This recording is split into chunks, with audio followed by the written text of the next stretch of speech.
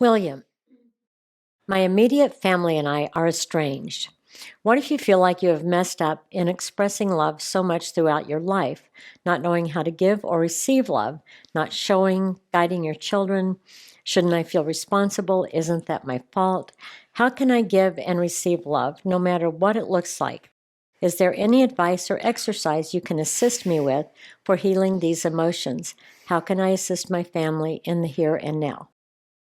Right here, right now. Here's you, the white sheep of the family monad. I would draw it white, but the board's white. You wouldn't be able to see yourself. Okay? Right here, I'm making you bigger because you're rising above it. I'm going to draw all these dear ones around you, in front of you, as an exercise for everyone. Now, I'm going to call these your Nemesises. Okay? It doesn't matter if it's family, friends, foes, coworkers, quote, superiors at work, whatever words you want to give them. Let's take number one. We call it your spouse. We can call it moms, dads. Doesn't matter what word we want to give it. Let's just look at them. But I have a favor to ask. Let's not look at their behaviors. Let's really look at them. Okay? When we look at them, what do you see? We're taking behaviors out of it. Their behaviors are behaviors, hands down.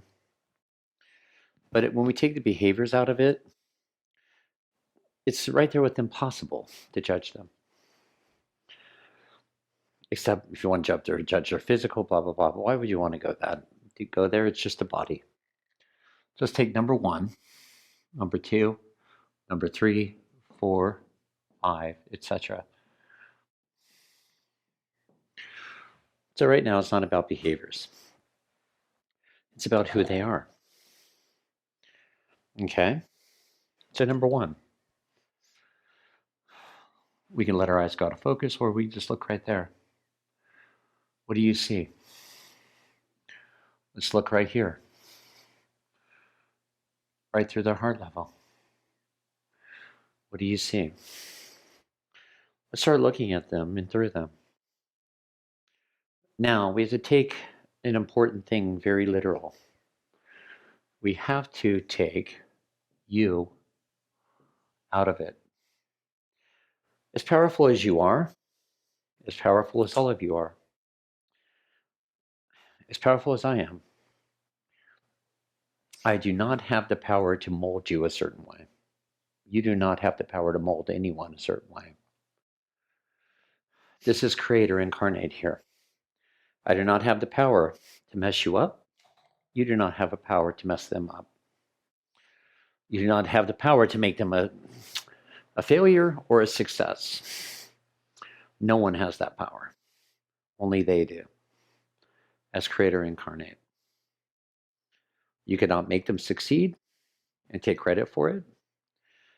You cannot make them fail and take credit for that.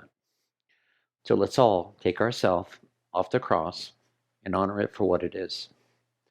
Only they and they alone can go there. Because any way we look at it, they as Creator incarnate have an entourage. They as Creator incarnate have guidance realms. They as Creator incarnate have archangelic ascended host realms in the whole universe as well. Doesn't matter how awake or how asleep they are. They too have their own journeys in a body on a planet as Creator incarnate.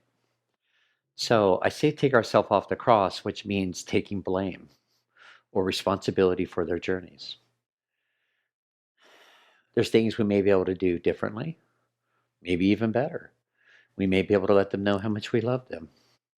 We may give them approval, lack of approval, whatever, but we don't have the power to make them a certain way. Only they can do that. Now, they may feel different ways that create the psyche, subpsyche, but nevertheless, that's all overcomable. So let's look right through them. Now that we're letting ourselves be way over here now. We'll call this estranged. But nevertheless, now we can look at them for who they are. Okay? As we look at them for who they are, let's take number one. Let's look right through all the barriers, the shields of the egoic structure. Let's look right here. Like we started today with the soul level, the Akashic record realms. Let's look at exactly who they really are. Creator incarnate. You as creator are creator. A beautiful, unique facet of creator incarnate as the white sheep of the family monad. Okay? The white sheep means we're breaking all the molds. All the molds, all the molds. We're spiraling, vibrating faster, opening up quicker, clarity pouring through us. Step by step, I want to add, there's no race. But step by step, leap by leap, quantum leap by quantum leap, you're waking up, you're opening up. Congratulations, great job. Now, you're further away.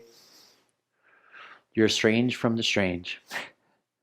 So we're having fun with it. Now, what does Sister One look like? And we bring our consciousness right through our heart level, through the eyes of Creator, you realize. Then let's jump to number 2, number 3, number 4, number 5, etc. Taking all of our power back, cleared and purified. Letting it all be what it is for a moment. Reclaiming all of you. Opening, letting all those emotional, perceptual judgments of oneself die off, die off, die off. That's why we're removing you from it. For none of it at all owns you anymore, any longer. So let's take a breath. Let's even go right here, taking a deep breath. Letting our solar plexus drop. Breathing in the universe. Exhaling survival and identities. Perceptual judgments of oneself. Because judgments look like this. You project outwardly, and then bam, you bring it right back in like a big giant sword about yourself. And you let it grow and grow, called emotion. It just feels like, right there in the body. Wow, that is certainly not you. So right now, letting all of that break down. So that, of course, we can let the whole universe as a whole unfold, unveil itself for more and more and more journeys after journeys after journeys to unveil themselves, stream after stream of opportunities to love, but beyond just that, to be loved. As the beloved incarnate, which is be loved, and love. So being right now is what we're doing. We're being to see everything around us with clarity.